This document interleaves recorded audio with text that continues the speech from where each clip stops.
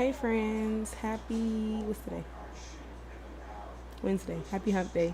I just wanted to come to you guys with a really quick video while my client was under the dryer. Never be afraid or ashamed to tell your story. A lot of us, we've grown up in these toxic situations or we've been around people that have harmed us, and they don't want us to tell our stories or live in our truth because it would then expose them. And a lot of the time, people don't understand we're not doing that to expose you. I'm speaking my truth so that I can get these things out and I can work on healing myself, right? One of the things that I've learned from a very early age is that in speaking on the things that have happened to me, I've been able to help other people in the process. So, for instance, we go through things and we always wonder why. Why me? Why am I going through this? Some of us would be like, God, what is happening? Why are you allowing these things to happen to me, right? And we don't realize that a lot of the time the things that are happening to us are not happening to us, they're happening for us. And a lot of the time it's so that we have that testimony to bring on to someone else.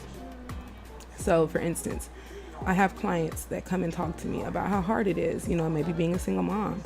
And I've been there, and I can say, hey, so this is what I went through. Or, let's see, even as like a hairstylist, right? I have a lot of younger colleagues or even people my age that might be going through something, and I can say, hey, you know what, I went through this with a specific client and I handled it like this and it wasn't the best way to handle it, and in the future I would deal with it like this, or I've gone through this and this is what I've learned from it. Like, all of our stories are literally just testimonies waiting to be written, you know what I mean? And I think that a lot of the time we also don't realize how much we're giving God the glory in the things that we have made our way through, and we're able to inspire somebody else. I always say that you don't have to be a pastor or you don't have to be some guru or whatever to speak into people or to minister to people. That's what I was looking for. You don't have to be a minister to minister to people. You just by you living your life and going through the things that you've gone through and coming through those things and telling people, hey, let me tell y'all, the journey was hard, but let me tell you how I got there.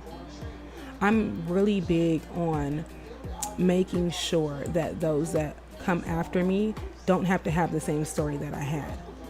And the way that we do that is by telling our stories. Think about the things that maybe grandma went through, or our moms and aunties went through, or grandpa went through, or our dads and uncles went through, right? And we don't have that same story because they were willing to be vulnerable enough to tell us, this is what I went through. This is what there's some people that are still in certain situations and they'll tell you listen, I'm here because I did X, Y, Z. Don't be like me. My parents used to always tell me don't be like me, do better, be better, and do we always listen? No, but it's nice to have, for me, one of the things that fills my heart is my little sister, for instance, she's in nursing school right now. And there was a situation where she felt left out of a certain group of people. And I told her, I said, they're only using you when you can benefit them. So don't benefit them anymore. If they can only call you when they need to know how you pass this and that test or whatever, baby, you're a threat to them. They're trying to keep you close so that they can neutralize you when they need to. No, that rejection is protection. But had I never gone through those situations, I would not have had that wisdom to even give to her. You know what I mean? This is part of the reason why I've created this community. And I'm really, I always say, I'm really excited to have you guys here so that we can have these conversations. And they're not always hard conversations. Some of them be, fun stuff or it be a little drama here and there. But I'm really big on the self-improvement content because I've been there. And it never ends. You're still doing the work.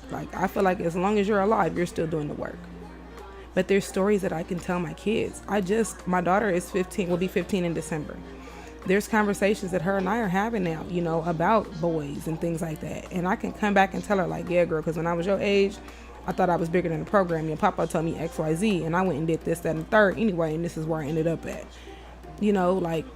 Nothing that you go through is in vain, even when it feels like it. You know what I mean? So there's somebody who is waiting to hear your story so that they can be encouraged. Don't be afraid to tell your story. Don't be ashamed. And if anybody has a problem with it, I'm going to say they need to go see the lady. Because why do you have a problem with me speaking my truth? There's plenty of people on here already that every time I give a story time or every time I speak on my opinion about something, they're already in the comment section with anger. That's just somebody that need to see the lady. They haven't done the work yet. And that's okay. I pray for them and I delete their comment and they're going about their business. Because for every one negative comment that I've been getting, I get 5 more of people that are like, hey, I needed to hear this. Thank you so much for speaking on this. I love and thank God for aligning me with the people that I'm supposed to be around. And giving me the strength to do the work so that when people that aren't supposed to be around come around, I don't feel like a victim. I just recognize it and I send them on their way. But that's all I have for you guys today. I will see you guys in the next video and I'll talk to y'all later. Bye.